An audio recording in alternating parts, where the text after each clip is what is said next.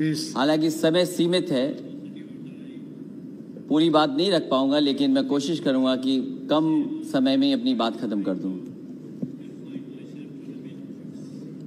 मैं सबसे पहले जितने भी मानव, जितने भी राजनेता, जितने भी पॉलिटिकल पार्टी जिन्होंने सामाजिक लड़ाई को आगे बढ़ाया, मैं उनका धन्यवाद देता हूं और आभार प्रकट करता हूं। आज मैं कुछ देर पहले तमिलनाडु के नेता, बहुत ही सीनियर नेता TR बालू जी का मैं भाषण सुन रहा था।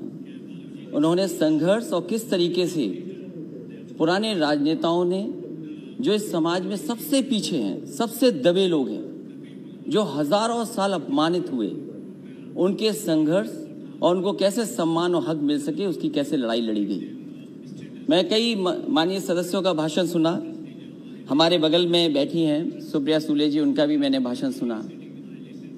वो कह रही कि सरकार से वो कंफ्यूज हैं, क्योंकि सरकार के एक माननीय सदस्य कुछ कहते हैं, दूसरे माननीय सदस्य कुछ कहते हैं। ये तो सदन की बात है सभापति महोदय, लेकिन अगर हम सत्ता पक्ष में बैठे लोगों की बातें सुने और उनका आकलन करें, अगर देश को सबसे ज्यादा किसी ने गुमराह किया है तो वो भारतीय जनता पार्टी ने पिछड़ों को, दलितों को सबसे ज्यादा गुमराह करने का काम किया।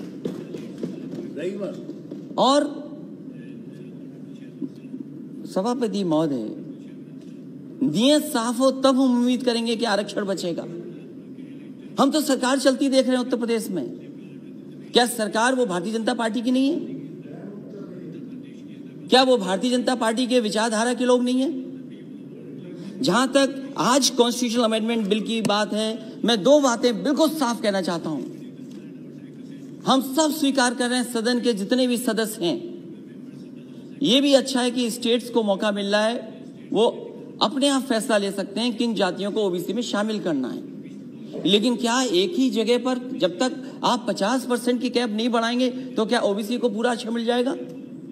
आप एक ही कमरे में न जाने कितने लोगों को बैठाना चाहते हैं।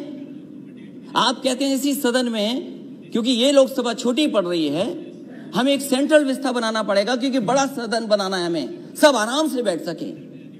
तो आप अपनी सहूलियत के लिए तो बना रहे हैं सेंट्रल विस्ता, लेकिन आरक्षण जो सबसे मूल भावना रही मंडल कमीशन की, उससे खिलवाड़ कर रहे हैं। कौन नहीं चाहता जाति जनगणना हो? माननीय सभापति महोदय, हमसे बेहतर किसी ने नहीं देखा होगा कि जातियों में नफरत अगर कोई फैलाता है तो ये भारतीय जनता पार्टी के लोग जो नफरत फैलाते हैं। मुझे याद है चुनाव मत भूलिए, इन्होंने चेहरे आगे किए, इन्होंने चेहरे आगे किए कि ये ओबीसी मुख्यमंत्री होंगे, ये ओबीसी मुख्यमंत्री होंगे, ये ओबीसी मुख्यमंत्री होंगे। लेकिन जब मुख्यमंत्री बना तो कौन बना? ये हर जाति के अंदर नफरत फैला दी इन्होंने। इसलिए हमारी मांग है सभापति महोदय, जब इतना कॉन्स्टिट्यूशनल अमेंडमेंट बिल लाया गया है, तो जो सबसे पुरानी मांग रही है कि सब जातियों को गिन लिया जाए। आज भारत में सबसे बड़ा मुश्किल काम यह है कि हर जाति ये समझती है कि मैं आबादी में ज्यादा हूं। हर जाति को एक दूसरे से कंफ्यूजन पैदा किया हुआ है कि आप ज्यादा हैं जाति में, आपका हक छिन रहा है, आपको जो हक मिलना चाहिए वो नहीं मिल रहा है। तो सभापति मेरी मांग है, इस समय जब इतना बड़ा फैसला सरकार ले रही है और जब इनकी सरकारी पिछड़ों ने बनवाई है, तो जाति के आधार पर जो कास्ट सेंसस है, उसके जो आंकड़े हैं कम से कम जारी होने चाहिए, क्योंकि सरकार ने हजारों करोड़ रुपया खर्च किया है। ये हमारे समाज की सच्चाई है कि जाति की सीमा के अंदर ही हम रहकर के काम करते हैं, उस सीमा से बाहर नहीं निकल सकते। इसलिए जो सबसे बड़ी मांग हमारी है, एक तो आरक्षण की कैप बढ़ाई जाए, 50% से ऊपर किया जाए। वो सरकार स्वीकार करेगी कि नहीं करेगी? वहां के माननीय सदस्य जो पिछड़े और दलित बैठे हैं, वो शायद इस बात को मानते होंगे कि आरक्षण बढ़ना चाहिए, लेकिन अगर एक को पद मिल जाए, एक मंत्री बन जाए, 2 मंत्री बन जाए, शायद उससे पिछड़ों का भला नहीं होने वाला। भला तब होगा जब हम इस 50% की सीमा को और आगे बढ़ा दे, तब जाकर के हमें पिछड़ों का भला होगा। मंत्री बनने से भला नहीं होने जा रहा है। MP कितने भी आए हों हमारे, लेकिन अगली सरकार समाजवादी बनने जा रही है और आप अगर कास्ट सेंसस नहीं करोगे तो उत्तर प्रदेश में समाजवादी पार्टी कास्ट सेंसस करके दिखा देगी।